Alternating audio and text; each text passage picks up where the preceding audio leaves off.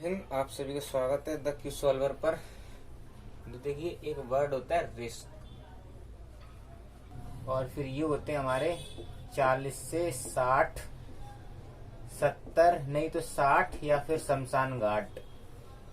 तो ये वाले जो होते हैं इनमें रिस्क लेने की क्षमता, और इनमें रिस्क लेने की क्षमता बहुत ज्यादा होती है, बहुत हाई होती है। इनमें तो क्या होता है, ये तो फिर बाद में अपने इन्वेस्टमेंट के ही हिसाब से चलते हैं। ये क्या करते हैं, इन्वेस्टमेंट, और ऐसे इन्वेस्टमेंट करते हैं जिसमें इन्हें लॉस लगने की संभावना बिल्कुल ही कम या बहुत बहुत कम रहे। तो ये क्या होता है इन दोनों के बीच में कि हाई रिस्क, तो इसमें क्या होता है हाई प्रॉफिट।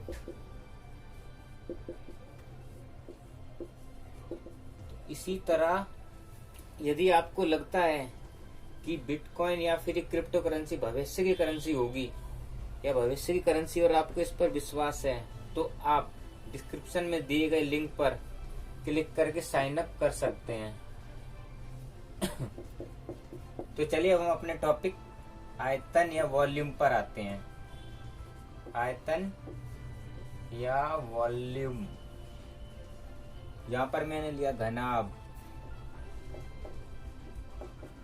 घन जोड़ लिया धन, और यहाँ पर है हमारा शंकु, बेलन।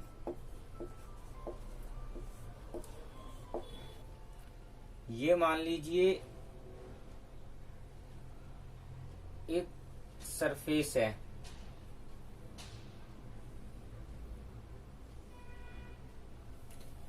अब ये क्या है, एक आयतनुमा कोई चीज है, मुझे इसका क्या निकालना है, क्षेत्रफल। मुझे इसका क्या निकालना है, क्षेत्रफल। तो देखिए क्या होगा, मान लीजिए ये इसकी क्या है, लंबाई, और ये क्या है, इसकी चौड़ाई। तो क्षेत्रफल क्या होता है कि ये लंबाई, इस लंबाई को इस चौड़ाई तक ले जाना है। तो देखिए ये लंबाई कहाँ तक है, इस चौड़ाई तक। तो सेम लाइन यहाँ पर भी होगी, इतनी लंबाई की सेम लाइन यहाँ तक होगी, वही सेम लंबाई की लाइन यहाँ भी होगी, वही सेम लंबाई ये होगी, वही सेम, और ये लेनी कहाँ तक है, तो यहाँ तक।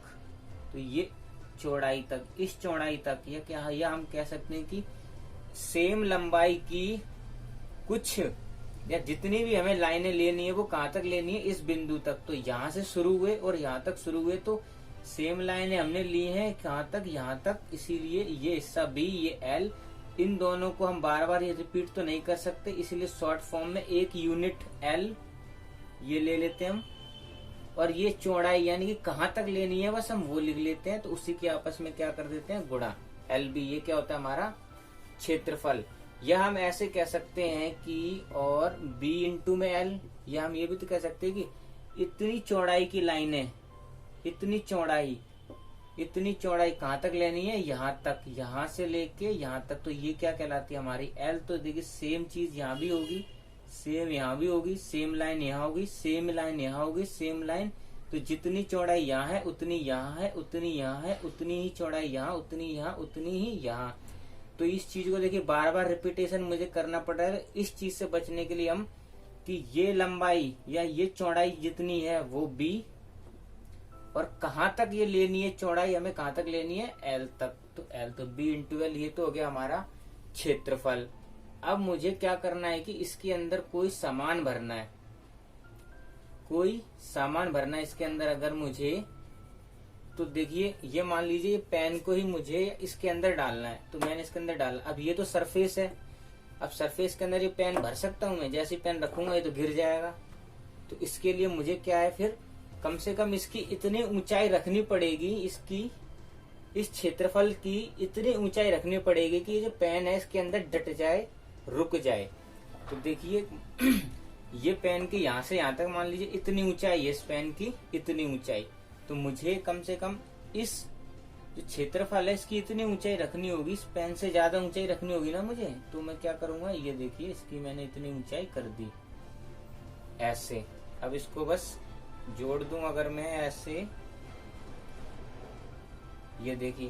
तो अब इसके अंदर ये मैं पेन ऐसे रखूंगा या ऐसे रखूंगा तो क्या ये बाहर गिरेगा, तो इसका मतलब मुझे इसमें और क्या जोड़ देना है, बस एच। तो ये क्या हो जाएगा इसका आयतन। तो घनाभ का आयतन क्या हो गया, एल बी और एच। तो ये कह सकता हूं मैं कि क्षेत्रफल में अगर ऊंचाई तो जोड़नी है। अब ऊंचाई जोड़ने का मतलब क्या होता है कि ये मैंने इसमें पेन रखा, अगर इसकी ये ऊंचाई नहीं होगी तो पेन गिर जाएगा। तो ये क्या इसमें डटेगा, क्या इसमें रुकेगा? तो इसमें कोई चीज रोकने डांटने के लिए हमें उसमें एच तो लगाना ही पड़ेगा। अब एच कितना रखना चाहिए, तो ये डिपेंड करता है कि हमारी वस्तु की ऊंचाई या वस्तु का साइज या माप क्या है। अब मान लीजिए इस बॉक्स को मैंने इतना बड़ा कर दिया, यहाँ से इतना ऊंचा कर दिया। अब मुझे इसके अंदर रखना ब्लेड है, तो कोई मतलब हुआ इतना ऊंचाई करने का? तो ब्लेड के लिए तो मेरा 1 सेंटीमीटर की ऊंचाई भी बहुत ज्यादा हो जाएगी। तो इसीलिए अब मान लीजिए मैंने इस बॉक्स को 1 सेंटीमीटर ऊंचा करा और इसके अंदर मैंने भर दिए बिस्कुट के पैकेट, तो बिस्कुट के पैकेट वैसे ही फैल जाएंगे।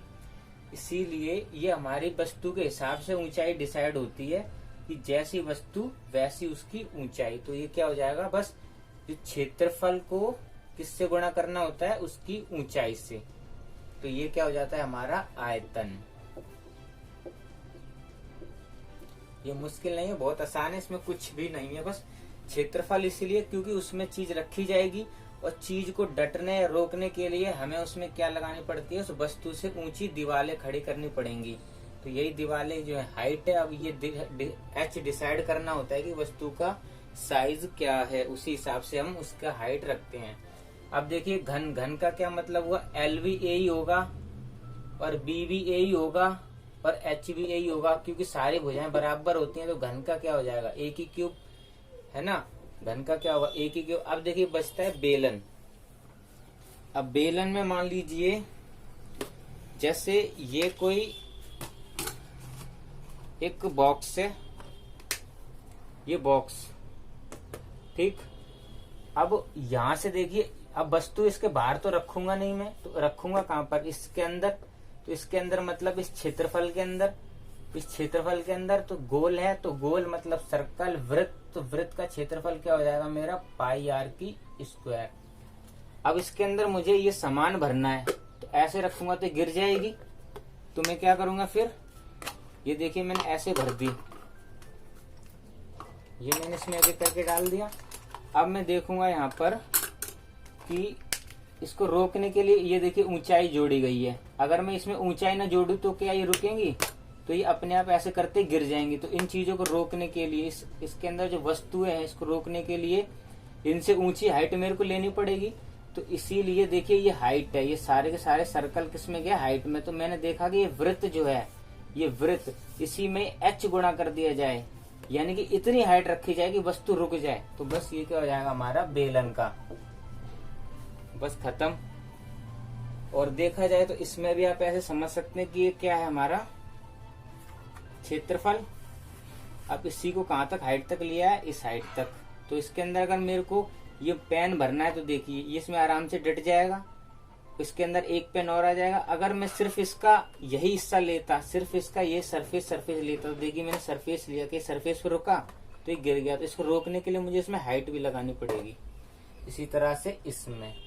तो देखिए ये बेलन का आयतन, क्षेत्रफल और कितनी ऊंचाई तक उसमें सामान भरना है वो बस। तो क्षेत्रफल मतलब क्या होगा, उसमें कितना सामान आ सकता है, उसको डांटने के लिए उसकी ऊंचाई।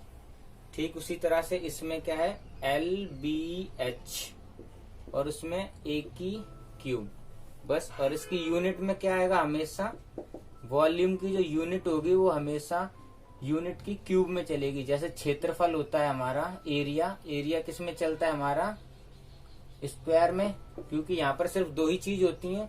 तो ये मान लीजिए सेंटीमीटर, ये भी सेंटीमीटर, सेंटीमीटर सेंटीमीटर गुणा होकर क्या बनेंगे, स्क्वायर। लेकिन अब यहाँ पर ए हो चुका है तो 3 हो चुके हैं, तो इसीलिए यहाँ पर क्यूब। आयतन ज्ञात कीजिए। हमें यहाँ पर कुछ घनाभ दिए गए हैं जिसका हमें आयतन निकालना है। तो इन दोनों का हमें क्या निकालना है, आयतन। अब देखिए इसमें ये पूरा क्षेत्रफल, इस पूरे क्षेत्रफल को हमें क्या दे रखा है, 24 मीटर स्क्वायर। और जो इसकी ये ऊंचाई है, ये ऊंचाई, ये हमें दे रखी है 3 सेंटीमीटर। उसी तरह से इसमें हमें क्या दे रखा है, यहाँ से यहाँ तक ये क्या है 8, और ये वाला है यहाँ से यहाँ तक 3, और जो इसकी ऊंचाई है ये 1 सेंटीमीटर। अब देखिए हम ये जान चुके हैं कि इस घनाभ का आयतन क्या होगा। तो देखिए क्षेत्रफल क्या होता है LB, और उसी में ही अगर ऊंचाई जोड़ देते हैं तो क्या गुणा कर दे तो क्या बन जाता है वो आयतन। तो देखिए क्षेत्रफल हमें कितना दे रखा है 24, गुणा में ऊंचाई कर दे हम 3, तो देखिए कितना हो जाएगा 4 × 12, 3 दूनी 6, 7 मीटर। अब आयतन के लिए क्या आएगा क्यूब, 72 सेंटीमीटर क्यूब। अब इसमें देखिए 8 गुणा में 3 गुणा में 1 बराबर 24 सेंटीमीटर क्यूब। अब यहाँ देखिए प्रयास कीजिए संख्या 11 में हमें 2 घन दे रखे जिनकी भुजा है 4 सेंटीमीटर और 1.5 मीटर। तो इसका हमें आयतन निकालना है। हमें जानते हैं कि घन क्या है, बस सेम सभी भुजाएं बराबर। तो क्या हो जाएगा 4 × 4 × 4 बराबर 4 × 16 = 64 सेंटीमीटर क्यूब। अब देखिए यहाँ पर 1.5 गुणा में 1.5 गुणा में 1.5 15 15 कितना होता है 225 गुणा में 15। तो ये कितना हो जाएगा 225 का ये हो जाएगा 15 × 5 = 75, 5 = 30 और 7 × 37 33, और कितना 1 2 3, तो ये जाएगा 1 2 3, तो ये जाएगा 3.375। क्या निकाला हमने आयतन, यूनिट इसकी क्या है मीटर क्यूब। इसमें देखिए क्या बोला गया है, पहले तो ये टॉपिक है इन्हें कीजिए। तो इसमें हमें क्या दिया हुआ है कि समान आकार वाले 64 घन है। देखिए यहाँ पर जैसे कि ये क्यूब है, इस क्यूब के अंदर ये घन है, ये घन है, ये घन है, तो इसमें टोटल 27 घन। अगर प्रत्येक को निकालू तो उसमें मुझे 27 घन मिलेंगे। इसी प्रकार से मेरे पास कितने हैं 64 घन। तो इन 64 घनों को अलग अलग शेप देके और हमें चेक करना है कि उनका जो प्रत्येक जो नया घनाभ बनेगा शेप बदलने के बाद उसका पृष्ठीय क्षेत्रफल निकालना है। फिर हमें चेक करना है ये वाली टर्म कि समान आयतन वाली ठोस आकृतियों का पृष्ठीय क्षेत्रफल समान होता है कि नहीं। तो इसको आप खुद से चेक कीजिए, हम बस देखते हैं कैसे होगा। तो देखिए 64 घन कैसे अरेंज कर सकते हैं। एक तो यहाँ पर हम लगा सकते हैं, देखिए 1 2 3 4, यहाँ 4, 1 2 3 4, यहाँ भी 4, 1 2 3 4, 1 2 3 4।